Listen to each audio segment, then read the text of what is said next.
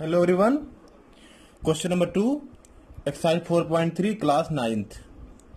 Give the equation of two lines passing through 2 and 14. ये coordinate दिया गया है 2 और 14. इसके लिए आपको इक्वेशन फॉर्म करना है. Equation of the two lines passing through the point 2 and 14. ठीक है, इक्वेशन बनाना है. इक्वेशन मीन्स क्या होता है? आप लीनियर इक्वेशन टू वेरिएबल में पढ़े हैं कि इक्वेशन मतलब इक्वल जब बीच में हो. अब यहां पे देखिए x और y है, यानी linear equation in two variable form करना है आपको. इस पॉइंट की सहायता से linear equation in two variable form करना है. Linear equation two variable means जैसे जिसमें x प्लस वाई मतलब x और y हो, ठीक है, और इक्वेशन क्यों है बीच में क्या लगा हो? इक्वल लगा हो. तो ऐसे ही कोई इक्वेशन आपको दो इक्वेशन बनाना है इस पॉइंट की सहायता से.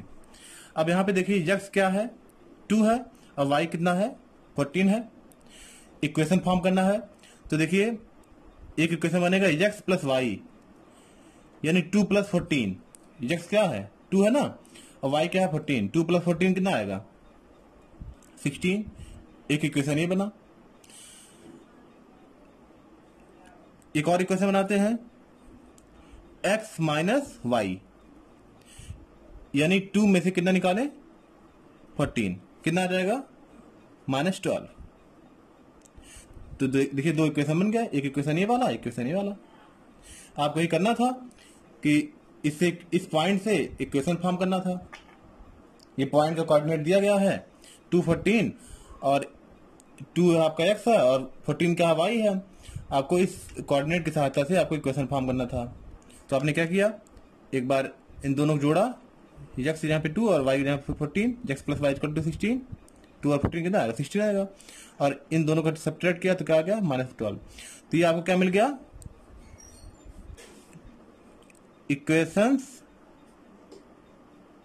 ऑफ लाइन पासिंग थ्रू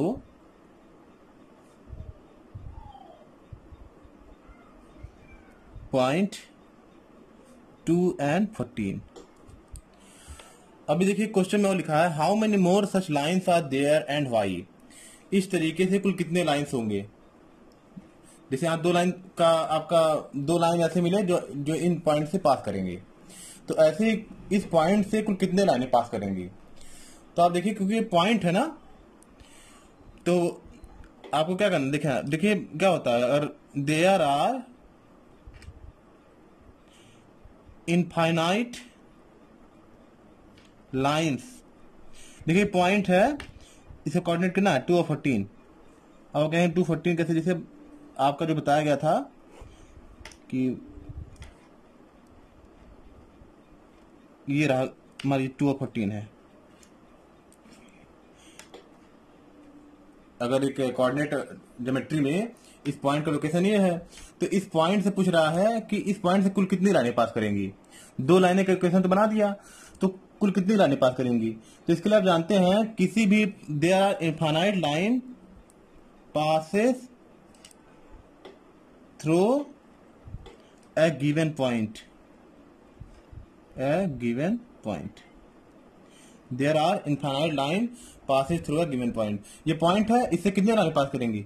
1, 2, 3, 4, 5, ऐसे कितने लाइनें पास करेंगी? इनफाइनाइट लाइनें पास करेंगी. ठीक है, तो इसीलिए कह रहा है क्वेश्चन पूछ रहा how many more such line are there and why. तो लिखिए देयर आर इनफाइनाइट लाइन्स. दो लाइन का इक्वेशन हमने बना दिया है. कुल कितने लाइनें होंगी? इस तरीके से इनफाइनाइट लाइन होगी. क्यों? क्योंकि from a point there are infinite lines pass through it. ठीक है, तो ये रहा आपका सोल्यूशन. इसमें क्या लिखना होगा? दो इक्वेशन बनाना है, ये बना दिए. उसके बाद लिखना था कितने लाइनें पास करेंगी. तो इनफाइनाइट लाइनें पास करेंगी, अनंत लाइनें पास करेंगी, क्योंकि ये क्या है? पॉइंट है 2 और 14. अब देखिए क्वेश्चन नंबर 3, एक्सरसाइज 4.3.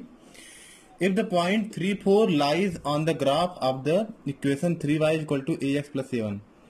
ये कोई इक्वेशन दिया गया है और इस इक्वेशन का जो ग्राफ बनाएंगे उस ग्राफ पर ये वाला पॉइंट लाई कर रहा है. तो बताइए वैल्यू ऑफ ए निकालना है. देखिए यहाँ पे ए है ना, 3y equal to ax plus 7. तो यहाँ पे ए का वैल्यू निकालना है अगर ये पॉइंट इस पर लाई करता है। तो देखिए यहाँ पे x का वैल्यू कितना दिया गया है 3 और y का वैल्यू कितना दिया गया है, ये x होता है ये y होता है। x की वैल्यू 3 दी गई है और y की वैल्यू 4 दिया गया है। तो आप वही उसी वैल्यू को put x is equal to 3 और y is equal to 4। Equation क्या था आपका 3y is equal to ax plus 7 ये था ना।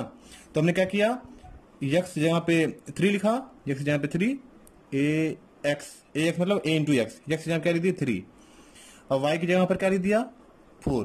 3y मतलब 3 into y 12 3 a into 3 plus 7 है इधर जाएगा तो क्या हो जाएगा 12 माइनस 7 a इंटू 3 ये आ गया 5 a इंटू 3। अब ये 3 मल्टीप्लाई में है ना, इधर जाएगा तो क्या हो जाएगा a इज इक्वल टू ये मल्टीप्लाई में इधर जाएगा तो क्या हो जाएगा डिवाइड में 5/3 या a 5/3 इक्वल टू a या a इज इक्वल टू 5/3। आपको a की वैल्यू फाइंड करनी थी, a की वैल्यू निकल गई। ठीक है, तो हमने क्या किया इक्वेशन में इस वैल्यू को x और y की वैल्यू को पुट किया और वहां पे क्या निकाल लिया a की वैल्यू निकाल लिया।